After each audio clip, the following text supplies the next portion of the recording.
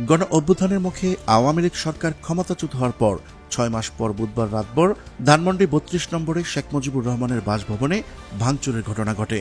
ছাত্র সমাজের উদ্দেশ্যে শেখ হাসিনার ভাষণকে কেন্দ্র করেই বুলডোজার দিয়ে ভবনটির একাংশ ভেঙে দেওয়া হয়।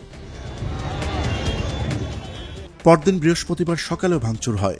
ধানমন্ডি ৩২ নম্বরে হামলার পর তা কিভাবে ঢাকাসহ দেশের বিভিন্ন স্থানে ছড়িয়ে পড়ে তা জানাবো আমাদের সহকর্মী ফয়সাল আহমেদের ভিডিও চিত্রে।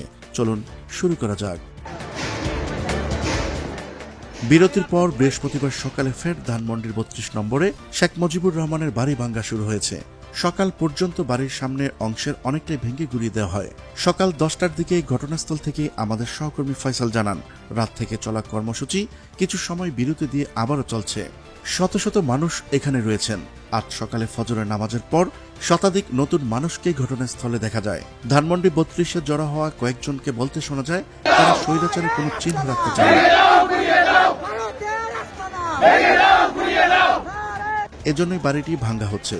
ছাত্র জনতার অভ্যুত্থানে ভারতে পালিয়ে যাওয়া শেখ হাসিনার ভাষণকে কেন্দ্র করেই ফেসবুকে ওই কর্মসূচির ডাক দেওয়া হয়। কর্মসূচিকে কেন্দ্র করে গতকাল বুধবার সন্ধ্যা 7:30টার দিকে ধানমন্ডির ৩২ নম্বরে জড়ো হন বিক্ষুব্ধ ছাত্র জনতা। রাত 10টার দিকে বাড়িটিতে আগুন দেওয়া হয়। গতকাল রাত 11টার দিকে বাড়িটির সামনে আনা হয় ক্রেন এবং রাত 11:15টার দিকে বাড়িটি ভাঙ্গার চেষ্টা শুরু হয়। এতে কাজ না হয় আনা হয় এক্সকেভেটর। এ সময় ভবনের বড় কোনো অংশ ভেঙে পড়লে মানুষকে উল্লাস করতে দেখা যায়। সকালেও বাড়ির বেশ কিছু অংশে আগুন জ্বলছিল।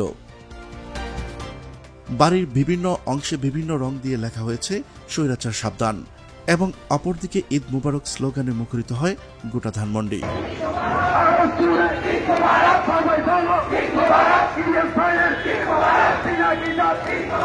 শুধু ধানমন্ডি ৩২-এ শেখ মুজিবুর রহমানের বাড়ি নয়, গতকাল শেখ হাসিনার প্রয়াত স্বামী ডক্টর ওয়াজিদ মিয়ার বাসভবন সুধা সদনেও আগুন দেয় বিক্ষোভকারীরা।